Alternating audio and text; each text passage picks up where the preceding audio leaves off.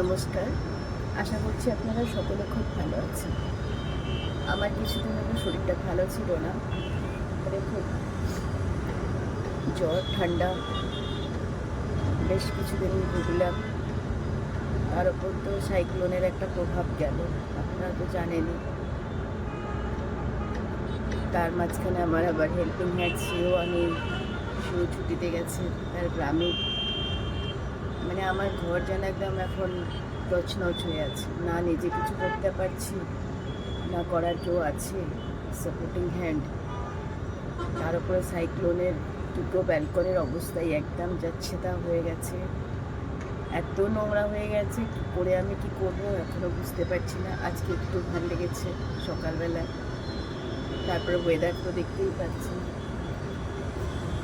একেবারে মেঘলা, বৃষ্টিও হচ্ছে মাঝখানে মাঝখানে। আপনাদের ব্যালকনির হালত দেখাচ্ছি, এত নোংরা, ওকে কী করে কীভাবে করবো আমি নিজেই বুঝতে পারছি না। আর কবে সে আমার হেল্পিং হ্যান্ড ফিরবে তাও আমি জানি না। ওর বাড়িতে একটু অসুবিধা হয়ে গেছে,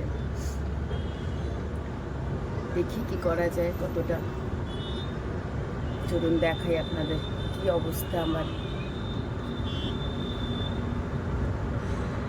দাঁড়ান, ব্যাক ক্যামেরা অন করি। দেখুন পুরো অন্ধকার হয়ে আছে।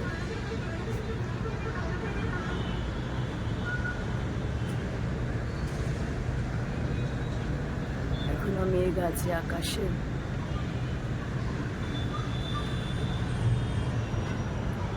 দেখুন ব্যালকনির অবস্থা, এত নোংরা, এত নোংরা।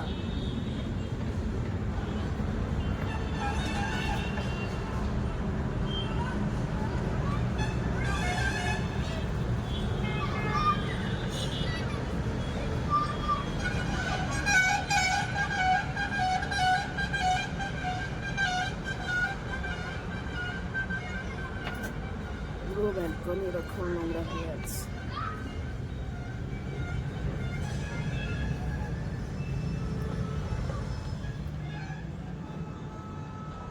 চলুন আগে একটুখানি চা করি, একটু ভালো করে আদা দিয়ে চা করি, তারপরে দেখা যাবে কি করে কি করব। আর এখন তো এত অন্ধকার হয়ে আছে, সবসময় ঘরে লাইট জ্বালাতেও হচ্ছে, ঘরও পুরো অন্ধকার হয়ে থাকছে।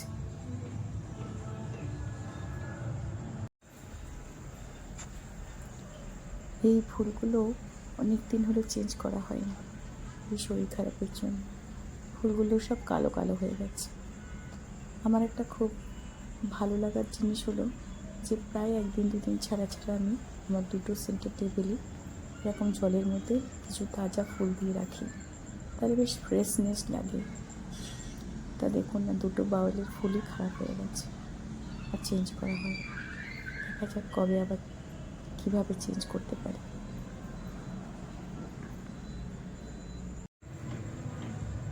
একটু চা করি আদা দিয়ে ভালো করে,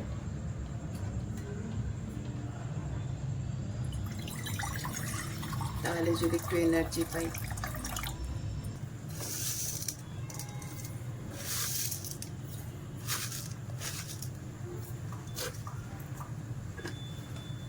সেটাও খুব বেশি হচ্ছে।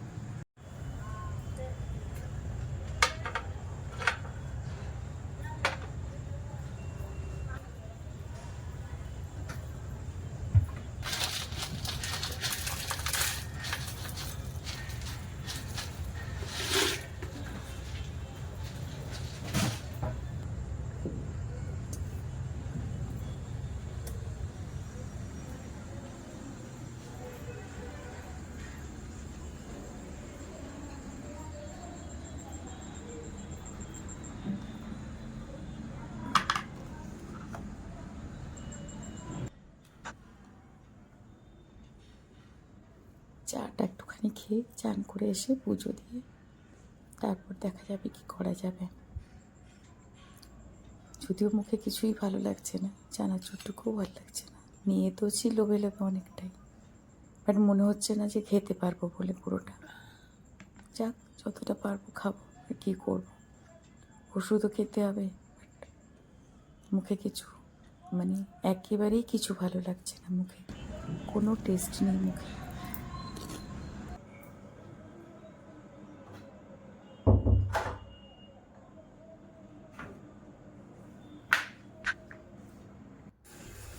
চলুন পুজোটা দিয়ে নিই, তার আগে কিছু ফুল ওঠাতে হবে।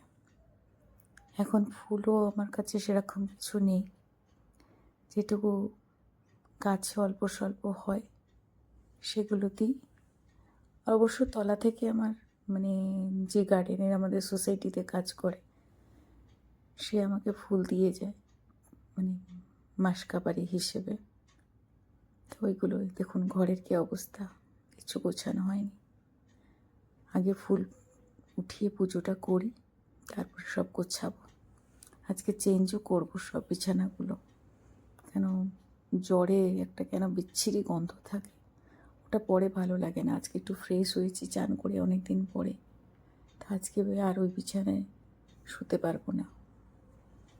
এই দেখুন আমার এই ছোট্ট বাগানে ব্যালকনিতে কয়েকটা মাত্রই গাছ আছে, তাতে একটু অপরাজিতা, একটু লাল জবা, একটু সাদা জবা, একটু হলুদ জবা। ওই দূরে যে গাছটা দেখছেন বড়, ওটা হচ্ছে চম্পা, চম্পা ফুল। ওতেও বেশ ভালোই ফুল হয়। নেক্সট বারে যখন ফুল হবে আপনাদের দেখাবো। অনেক ফুল হয়েছে গাছটায়, ছোটো ছোটো গোলাপ ফুল আছে, জুঁই ফুল আছে, এইসব একটু একটু। এটা হচ্ছে থোকা টগর বোধহয় বলে, এটাতেও বেশ ভালোই ফুল হয়, মানে প্রায় দিন বলতে পারেন দুটো তিনটে এরকম ফুল হতেই থাকে। ব্যালকনিতে আর কতই বা মানে বেশি ফুল হবে বলো, ব্যালকনিটাও ছোটো, খুব একটা বড় নয়। এই যেটা হচ্ছে জুঁই ফুল। এইখানে বিছানাও গোছানো হয়নি, সব এলোথেলো। এই পুজোটা দিয়ে নিই, তারপর সব গোছাবো। ভালোও লাগে না না। আর আমার আবার একটুখানি খুব ফুল সাজিয়ে পুজো দিতে ভালো লাগে, আর যেন ঠিক ভালো লাগে না, মনটাই ভালো লাগে না একটু ফুল দিয়ে ঠাকুরকে সাজাতে না পারলে। যেরকম যেদিন যতটা ফুল পাই সেই হিসেবে একটু সাজিয়ে গুছিয়ে পুজো দেওয়ার চেষ্টা করি। একটা মানে অত নিয়মকানুন নিয়ে তো পুজো আমি পারি না দিতে, যেটুকু অল্প স্বল্প পারি সেইভাবেই দিই। শুধু মন থেকে বলি, বাবা ভগবান তুমি আমাকে আমার মনের কথা ভেবে আমার ভক্তিকে, মানে কি বলবো, খুব একটা ভালোভাবে তো ভক্তি প্রকাশ করতে পারি না, আমার মনে যে ভক্তি আছে সেটাকে তুমি বুঝে নিও, শুনে নিও, ব্যাস এইটুকুই আমার মন্ত্র বলতে পারি। হ্যাঁ, কয়েকটা ছোটো ছোটো শ্লোক অবশ্য কখনো ইচ্ছে বলে গুনগুন করে বলতে থাকি, বাট সেরকম নিয়ম মাফিক কোনো পুজো মন্ত্র পড়ে করা হয়ে ওঠে না। তাই নর্মালভাবেই ঠাকুরকে সাজিয়ে একটু খেতে দিই, ব্যাস মনে মনে যে ভক্তিকে তাদের কাছে জানিয়ে পুজো দিই, ওইটুকুই করতে পারি।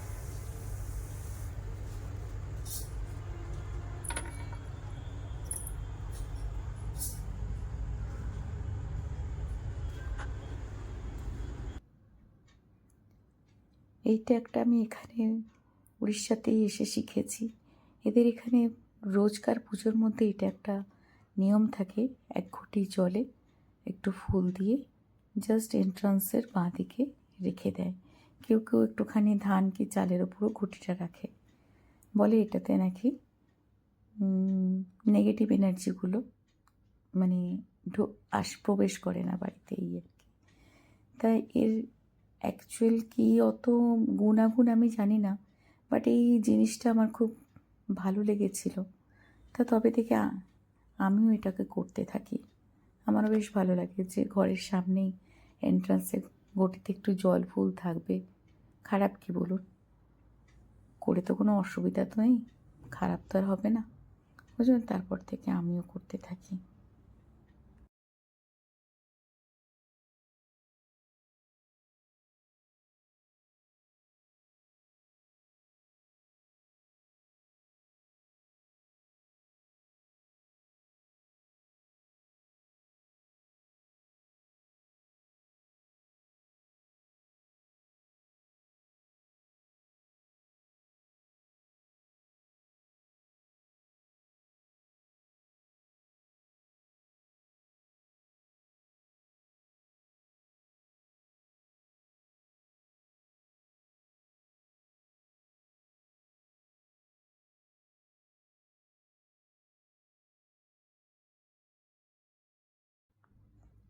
আজকে দেখলাম বেশ কিছু টগর ফুল বেশি ছিল, তাই কিছু টগর ফুল বাঁচিয়ে রেখে গোলাপ ফুলগুলোকে ফেলে দিয়ে পুরনো টগর ফুল দিয়ে সাজিয়ে দিচ্ছি। কারণ আমার এই জলে ফুল সাজানোটা খুবই ভালো লাগে। আর আপনারাও করে দেখতে পারেন। ঘরের মধ্যে একটা বেশ বড় একটা কাঁচের বাটিতে হোক কি একটু থালার মতো উঁচু হাইটওয়ালা, ওতে একটু জলের মধ্যে কিছু যে কোনো ফুল, হাতের কাছে যে ফুলই পান না কেন, কখনো কখনো আমি গাঁদা ফুলকে কুচিয়েও দিই, দিয়ে রেখে দেখবেন খুব ভালো লাগে। আর খুব মানে এত ফ্রেশ লাগে, সারাউন্ডিংটা খুব ভালো লাগে। তা আমার তো খুব কম দিনই হয় যে আমি হয়তো ফুল এরকম সাজাই না বলে, আমার তো মনে পড়ে না। দেখুন টেবিলের ওপরটা কি সুন্দর লাগছে। তা আমি সবসময়তেই চেষ্টা করি ফুল দিতে।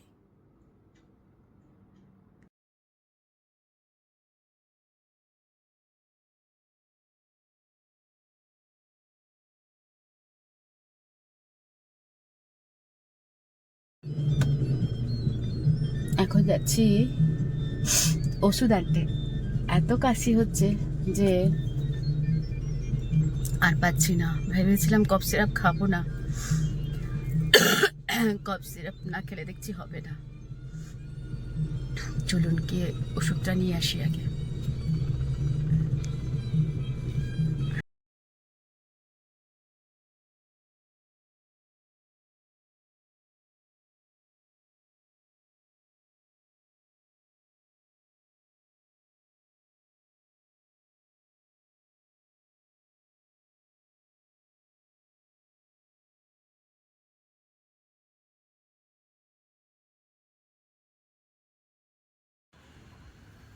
দেখুন একটা জিনিস দেখাই আপনাদের। এগুলো হচ্ছে কলার বেলা, আর এগুলো হচ্ছে শোলা দিয়ে, তারপরে কাগজ দিয়ে নানা রকম সুন্দর সুন্দর ডিজাইন প্রদীপ, এরকম করে এগুলো নৌকো। মানে সামনেই তো কার্তিক পূর্ণিমা আছে, আর কার্তিক পূর্ণিমার দিনে যাব একদম ভোরবেলা। ভোরবেলা মানে প্রায় ধরুন ভোর 3টের থেকে সবাই পুরো পুরো শহর যেন জেগে যায় এরকম। সবাই ছোটোর থেকে বড় পর্যন্ত সবাই স্নান করে পরিষ্কার হয়ে প্রত্যেকে একটা করে এরকম নৌকো নেবে, আর তার মাঝখানে একটা করে প্রদীপ দিয়ে ফুল দিয়ে, কাছাকাছি কোনো প্রতিষ্ঠা করা মন্দিরের মধ্যে যদি পুকুর থাকে সেখানে বিসর্জন করে, আর মানে ভাসায়। আর না হলে এখানে তো ছোট ছোট নদীর অনেক পাশাপাশি থাকে, সে নদীতে গিয়েও এইটাকে ভাসায় নৌকাটাকে। আর এই নৌকো ভাসানোটাকে এখানে উড়িয়াতে বলা হয় এটা ডঙ্গা ভাসানি। তাও কার্তিক পূর্ণিমার দিনে ডঙ্গা ভাসানিটা এটা একটা এখানকার রিচুয়াল। চলুন আমার সব ফল, ওষুধ, তারপরে কিছু স্ন্যাক্স কেনা হয়ে গেল। এবারে যাচ্ছি বাড়ির দিকে। তবে বাড়ি যাওয়ার আগে সামনেই একটা পেট্রোল পাম্প আছে, ওখান থেকে গাড়িতে তেলটা পুড়ে নেব। কেন বেশ অনেক দিনই গাড়িতে নিয়ে বেরোনো হয়নি, আর গাড়িতে তেল খুব কমই আছে। কখন কোন সময় কোন কাজে লাগবে তখন অসুবিধায় পড়ে যাব আবার। তাই এখন যাচ্ছি পেট্রোল পাম্পে, পেট্রোল পাম্প থেকে তেল পুড়ে বাড়ি যাব। আর এই যে জায়গাটা দেখছেন, এই জায়গাটা হচ্ছে রসুলগড়। মানে আমার বাড়ির থেকে একটু এগিয়ে আসতে হয়, এগিয়ে এসে 3 কিলোমিটারের মতন এখানে একটা ছোট্ট মানে কি বলবো, একটা ছোট শহরের মতনই আর কি, যেখানে নানা রকম দোকানপাতি সব রকম পাওয়া যায়। তাই এখান থেকে এসেই আমাদের নিতে হয়, কারণ যেহেতু আমি এনএইচে থাকি, এনএইচের ওপরে তো দোকানপাতি এগুলো একটুখানি কম থাকে, খুব কমই। আমাদের সোসাইটির মধ্যে আমাদের একটা স্টোর আছে, ভ্যারাইটি স্টোর বলতে পারেন। তেল নেওয়া হয়ে গেল, যাই হোক যেটা বলছিলাম, ভ্যারাইটি স্টোরস আছে, সেখান থেকে আমাদের প্রয়োজনীয় জিনিসপত্রগুলো হাতের কাছে যেগুলো টুকটাক হয়তো শেষ হয়ে গেল, ওখান থেকে নিয়ে নিই। আর বাকি তো মার্কেটে গিয়ে, মানে মলে, সামনে মল আছে, বাজার আছে কিছুটা আগে, এই রকম করে যে যার সে তার মতন করে জিনিসপত্র নিয়ে এসে রাখে। এইটা হচ্ছে, এই জায়গাটার নাম হচ্ছে পলাশনী। রসুলগড় থেকে পলাশনী হচ্ছে 1 কিলোমিটার। আর এখান থেকে পলাশনী থেকে আমার যেখানে বাড়ি, সেই জায়গাটার নাম হচ্ছে হংসপাল। তো ওই জায়গাটা 2 কিলোমিটার। সার্ভিস রোড থেকে এবারে এনএইচ ধরে নিলাম, এটা সোজা যাবে আমার বাড়ির দিকে।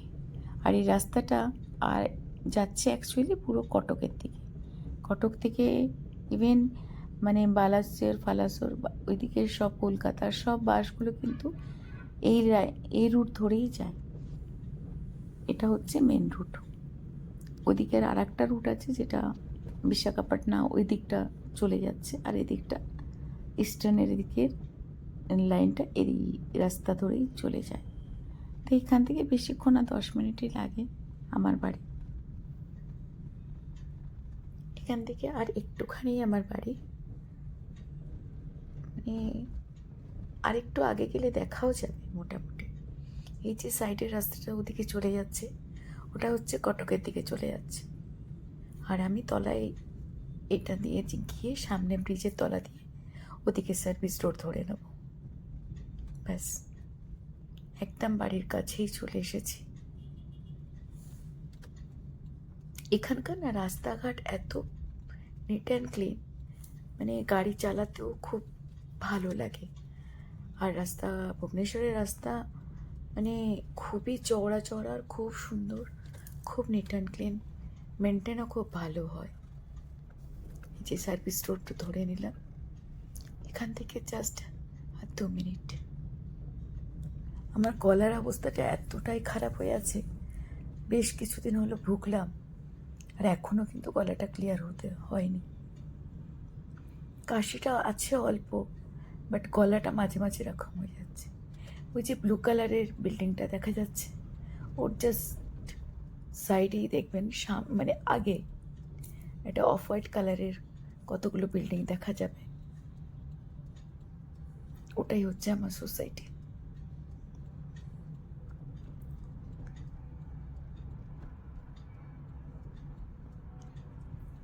এইখানে ছোটো মোটো বাজারপাতিও বসে, সেখান থেকে রোজগারের বাজারও করে নেওয়া হয়। এই যে সামনের যে অফ হোয়াইটের বিল্ডিংগুলো দেখছেন, ওটাই হচ্ছে আমাদের সোসাইটি। কথা বলতে বলতে দেখুন বাড়িও চলে এলাম। যদিও কথাগুলো বলতে মানে জানি না আপনারা বুঝতে পারবেন কি পারবেন না এই ভিডিওতে, বাট কী করব, অনেক দিন কিছু করতেও পারছিলাম না বলে লাস্টে বাধ্য হয়ে মানে এই গলাতেই ভয়েস ওভার দিতে হচ্ছে। এন্ট্রান্সে ঢুকে গেলাম, ওপরেও কিছু লোকের পার্কিং থাকে, বাট আমার পার্কিংটা বেসমেন্টে, তাই আমি বেসমেন্টে একদম সোজা চলে যাব।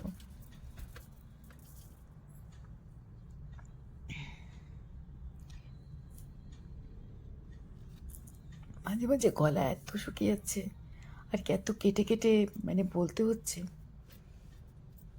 হয়তো আপনাদের অসুবিধা হবে কি ভালো হয়তো লাগবেও না শুনতে, বাট কী করব, আমার কাছে আর কোনো উপায় ছিল না। আমার পার্কিং চলে এলো, ঢুকেও গেলাম, ব্যাস এই হচ্ছে আমার পার্কিং।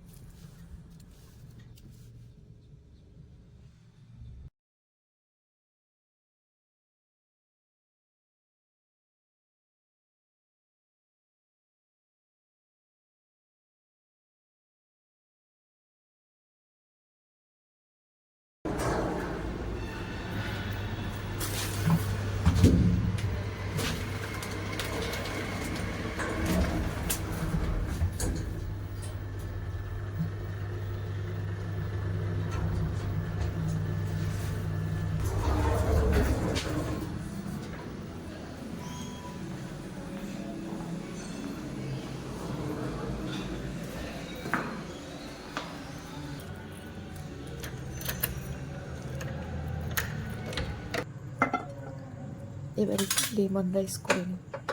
কারণ মুখে তো কিছুই রুচছে না, কিছুই খেতে পারছি না, যাই নিচ্ছি এই জাস্ট একটা চামচ খেয়ে একবার একটু মুখে দিয়ে বেশ ফেলে দিই। তো একটা প্যান নিয়ে নিয়েছি, ওতে একটুখানি তেল দিয়ে দিয়েছি, আর এর মধ্যে একটু আমি রেখেছি ছোটো বাটিটাতে একটু ছোলার ডাল আছে আর বিউলির ডাল আছে। এটা হালকা করে একটুখানি ভেজে নিয়ে আর ওতে একটুখানি কারি পাতা আর কাঁচা লঙ্কা দিয়ে একটু ভাজা ভাজা করে নিতে হবে। খুবই সহজ, বাট মনে তো হচ্ছে খেতে হয়তো ভালো লাগতে পারে, ওই ভেবেই করছি, দেখা যাক খাওয়া যায় কি না।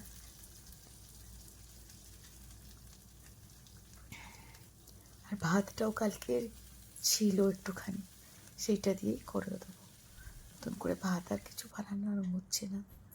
অ্যাকচুয়ালি এই ভাতটা কালকে আমার মেয়ে রাত্রে খাবার পাঠিয়েছিল, চিংড়ি মাছের কালিয়া, চিকেন আর ভাত, মানে অর্ডার করে দিয়েছিল জোম্যাটো থেকে। বাট আমি জাস্ট একটাই চিংড়ি খেয়েছি আর একটুখানি চিকেনের ঝোল দিয়ে বোধহয় খুব মুশকিল করে 2 চামচ ভাত খেয়েছি, খেতে পারিনি। একটুখানি ঘরে আলু ভাজাও রাখা ছিল, কালকেই করেছিলাম সকালবেলা যে একটু মুড়ি দিয়ে খাবো বলে, সেটাও খেতে পারিনি। ওই জন্য ভাবলাম ওইগুলো দিয়ে করে দেবো। এই যে প্যাকেটেই ভাতটা ওই রকমভাবেই রেখে দেওয়া হয়েছিল, আর মানে কন্টেনারে আর রাখিনি, ওই দিয়ে করে নিচ্ছি। এই সময় খিদেও পাচ্ছে, বাট মুখে কিছু মানে কোনো টেস্ট নেই, মুখে কিচ্ছু রুচছে না, কিছু মানে পেটে খিদে আর মানে মুখে কোনো টেস্ট নেই। একটু লেবুর রস 3 চামচের মতন, ছোটো চামচের করে রেখেছিলাম, ওটাও মিশিয়ে দিলাম। এর সাথে স্বাদ মতন মানে নুন দিয়ে একটু জাস্ট নেড়ে চেড়ে ভাজাভুজি একটু হালকা করে নিই, হয়ে গেল। আর কিছু সেরকম নয়। এতে একটু বাদাম দিলেও হয়, বাট লেমন রাইসে সাধারণত আমি তো দিই না, আর কেউ দেয় কিনা আমি জানি না। এতে যে ছোলার ডাল আর বিউলির ডাল যেটা দেওয়া হয়, এটা খেতে ভালো লাগে খুব।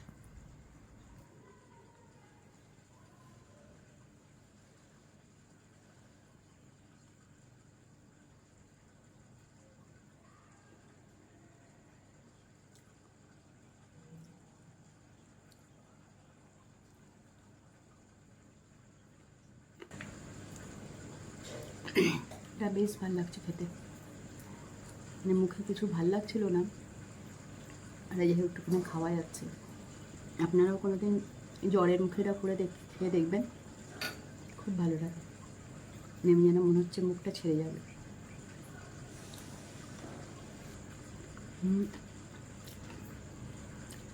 এতে যে বিউলির ডাল আর ছোলার ডাল মুখের মাঝে মাঝে মাঝে পড়ে, কুরকুর কুরকুর করে, ওটা আরও বেশ ভালো লাগে।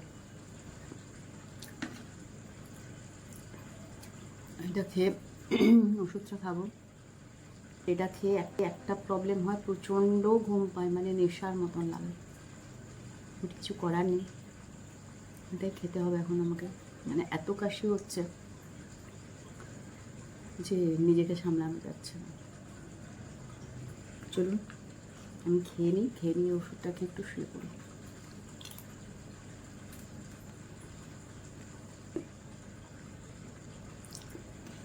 আবার দেখা হবে একটা পরের ভিডিওতে।